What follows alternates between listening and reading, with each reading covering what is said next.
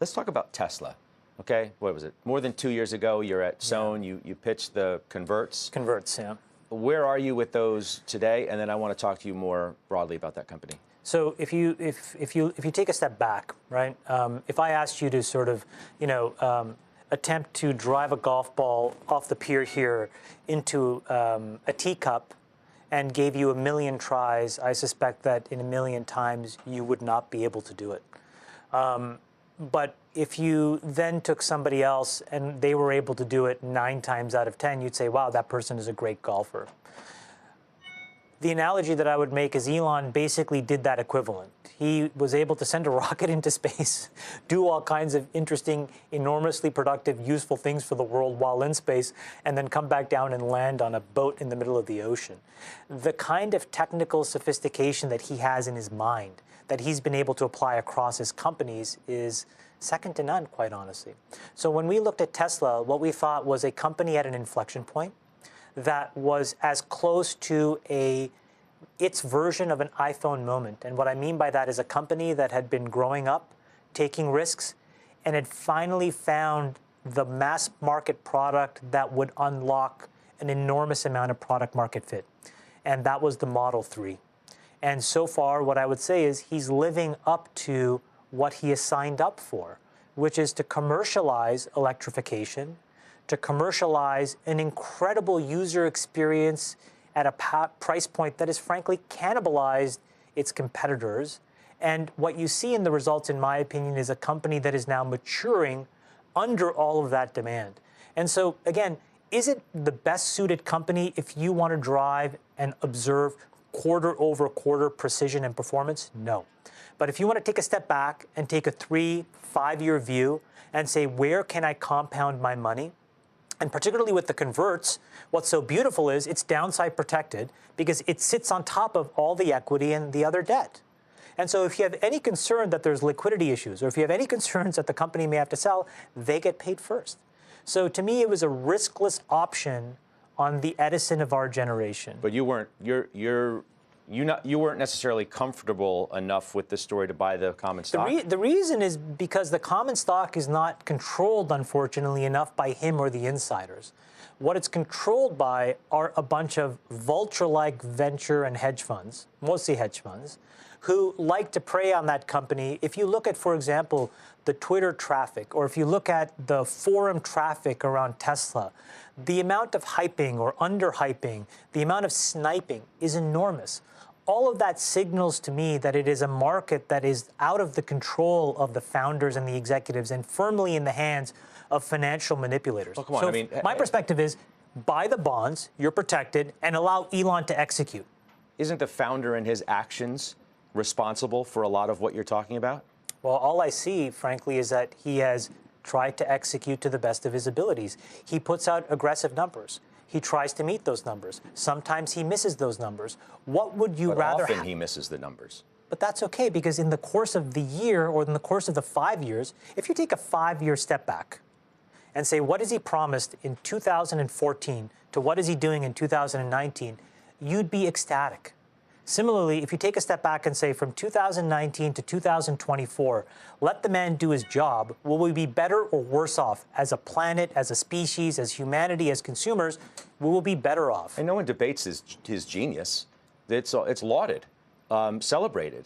It's the fact that the way he runs his company. You're comfortable with that?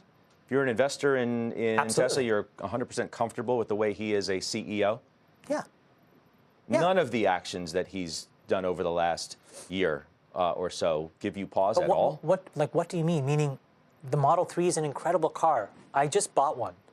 It's incredible. I bought it the way that it was. Funding secured? I mean, what was that? Okay, maybe he stepped out of bounds. My point is, you're getting caught up in the window dressing. I'm focusing on the main course. The main course is on the table. The choice for you as a buyer or a seller of that stock is, do you want to eat it? If you get caught up in all of the stuff around the edges, maybe he may mistweet from time to time. My point is, who cares? Your job as a smart investor is to separate the facts and the news from the fiction and the noise.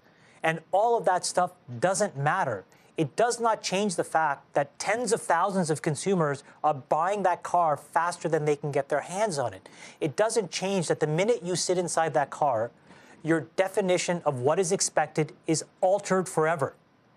And you wonder why every other car around you that you ever step in, that you may buy, doesn't have the same things that that car offers. So at the end of the day, whether you like his style or not, his substance is irrefutable. Sure, but I walked down the street here in San Francisco the other day. I see a billboard for the new Audi electric car that's coming. I mean, competition is coming. If it's not already here, that gives you no pause? You're right, because I remember all the Zune media players I bought after Apple released the iPod. I also remember the enormous number of amazing smartphones I bought when the iPhone was launched. It's not what people do. You know, it tends to be the case that when you redefine expectations and you have a category leader and you have an indelible brand and a mark that people recognize, the easiest decision, let me be a little pejorative, the lazy decision is to pick the winner and go with it.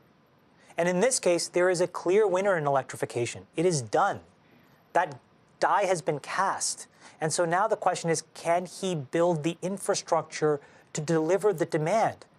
And if given time and if given patience, I believe he will, and I vote with my money that he can do that. And everybody that bets against him can do that as well, but at what stake, really? Because it's not as if there's no downside protection for the stock. The people who short this company are so short-sighted because the number of companies that would come out of the woodwork, you don't think that Apple, with $200 billion of cash, backstops this company and has a chance to enter a $1 trillion market overnight by buying that business if it gets imperiled in any way? Google, which already tried to buy it, wouldn't try to buy it again? I'd say it's a risk. So what are we betting against? We're betting against a cleaner Earth because we don't like that. We like to suck in the carbon monoxide and the fumes from all these cars. We're betting against beautiful flat screens, beautiful ways in which to manage your experience inside the car because we don't like that. No, we're betting against whether he can deliver what he says, the fundamentals of the company. That's what they're betting against. No, that's not true. People are betting against his style. They don't like his style. It's not just that. It is just that. There's smart people like Jim Chanos. He's a smart investor. He's not betting just on his style. Jim Chanos makes money once a decade. And while the market rips up, the guy just bleeds money and he's never on CNBC. And every time something works, he's there for 5 minutes. Great for Jim Chanos. Fantastic as a hedge in a portfolio where you have 1% in a short fund. But the reality is being long equities makes sense. Being long innovation makes sense. Betting against entrepreneurs that are changing the world has never been a profitable endeavor. Why start now? I'm sure Mr. Chanos is going to take issue with your numbers and some of your comments. And I'm happy to post my returns against Chanos anytime he wants. Right. We'll step away for a moment. Up next, widely followed tech investor Dan Niles making